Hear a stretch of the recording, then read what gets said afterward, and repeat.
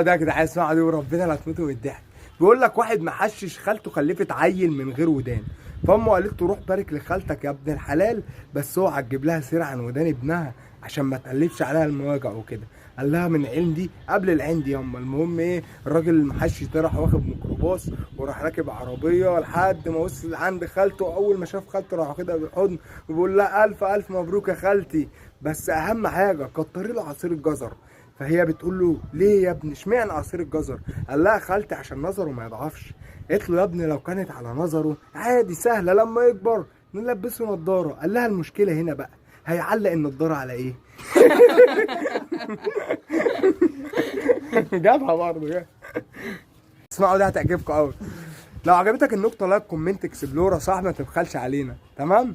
بيقول لك واحد كان بيدور على صيدلية في البلد عشان كان عايز طلبات من الصيدلية ومش لاقي أي صيدلية في البلد كلهم قافلين، فهو عمال يلف على الصيدليات مش لاقي صيدلية كلهم قافلين، فبالصدفة كده لقى صيدلية مكتوب عليها صيدلية البركة. قال لك يا الحمد لله ربنا كرم ولقيت صيدلية فاتحة في البلد دي، ايه ده؟ فالمهم معلم دخل للدكتور فبيقول له حضرتك لو سمحت انا عندكش فرشة سنان؟ فراح جايب له فرشه سنان طولها قد كده، فبقول له ده كله يا فندم انا عايز. فبيقول له يا فندم انت حضرتك في صيدليه البركه، يعني كل حاجه فيها البركه. فقال له يا عم الله يبارك فيك، طب ما عندكش معجون سنان؟ فقال له يا فندم، راح جايب له معجون سنان قد كده. فبقول له يا فندم ده كله؟ قال له يا فندم انت في صيدليه البركه، يعني كل حاجه عندنا فيها البركه. قال له طب ما لاقيش عندك ليفه؟ فقال له راح جايب له ليفه قد كده. فبقول له يا فندم ايه ده كله؟ هستحمى بالليفه دي كلها؟ قال له يا فندم انت في صيدليه البركه، يعني كل حاجه فيها البركه، فمحتاج اي حاجه تانية يا فندم؟ قال له لا يا عم، الحاجه التانية دي كنت محتاج لبوس بس اجيبها من اي حته تانية.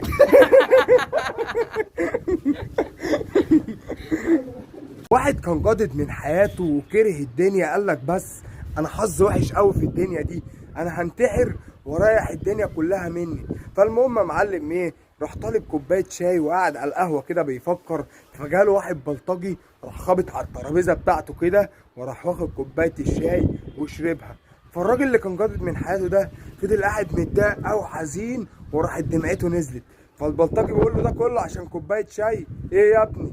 قال له يا عم لا انت مش فاهم حاجه. قال له في ايه؟ قال له يا عم انا الدنيا جايه عليا قوي، انا صحيت من النوم جاي بشغل المايه لقيت المايه قطعه، وصاحب الشقه عايز الايجار، وصاحب الشغل باع التروسيكل وانا ما بقتش شغال، وحماتي خلت بنتها تطلب مني الطلاق، والشقه باسم بنتها، حتى كوبايه الشاي اللي كنت حاطط فيها السم جيت انت وشربتها. ده بعد بس يا جدعان حلو كده خلاص. واحد اسمه ثابت في الجيش، الظابط كل ما يقول ثابت ثابت ده يرد يقول له يا فندم، الظابط كل ما يقف في طابور ويقول ثابت ثابت ده يطلع يقول له يا فندم. فالظابط جد من الواد ده اتخنق منه، قال له خد يا دفعه خد انت بسرعه انجز. فبيقول له يا فندم، فالظابط بيقول له يا ابني انا بقول ثابت يعني ثابت في الطابور مش بندع عليك. فالعسكري ثابت ده قال له يا فندم لا مؤاخذه والله انا فكرتك بتندع عليا فبقول لك يا فندم.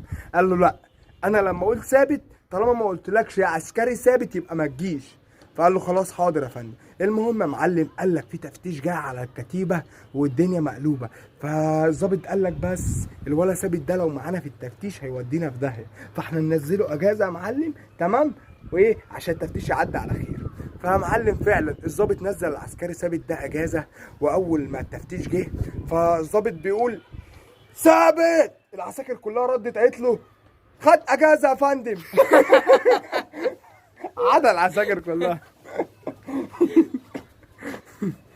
اسمعوا ده يا جدعان هتعجبكم قوي. بيقول لك واحد كان بيشتكي من ميه الخزان بتاعه عشان الماسوره حديد فالميه بتنزل صفرة، فقال لمراته بقول لك ايه، احنا نطلع نغير الماسوره الحديد اللي فوق بتاعه الخزان دي عشان بقت تنزل الميه صفرة في الحنفيه، فاحنا نركب مكانها واحده بلاستيك. فقالت له خلاص ماشي يا حبيبي. قال لها بص انا هسبقك انا فوق وانت عارفه الجو ليل وكده، فانت هات الكشاف والحقيني. المهم الراجل طلع على السطح وبيحاول يفك الماسوره، الماسوره الحديد مش عايزه تفك، يحاول يفك الماسوره حديدها مش عايزه تفك. فمراته طلعت فبتقول له ايه الاخبار يا حبيبي؟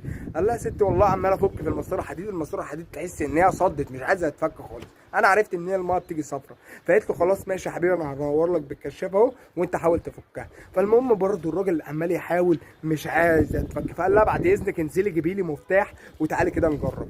فقالت له خلاص ماشي. فهو يا معلم ايه، مراته جابت له المفتاح وبرضه بيحاول يفك في الماسوره مش عايزه تتفك. فقال لها بقول لك ايه، ما تنوري لي بالكشاف عدل يا ستي، شكلك انت اصلا اللي مش منوره عدل فانا مش شايف حاجه.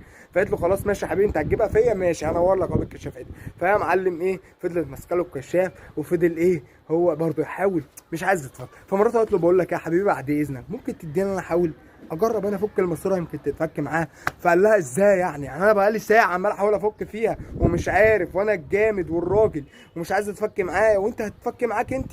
فقالت له يا عم تديني احاول انت هتخسر حاجه. فقال لها خلاص ماشي يا ست هات الكشاف انا انور لك انا. فالمعلم بيقول لك اول ما هو مسك الكشاف وهي جايه بتمسك الماسوره تعمل كده الماسوره اتفكت. فهو اتضايق قوي اتعصب قوي، قال لها شفت يا بهيمه مسكت الكشاف صح اهي.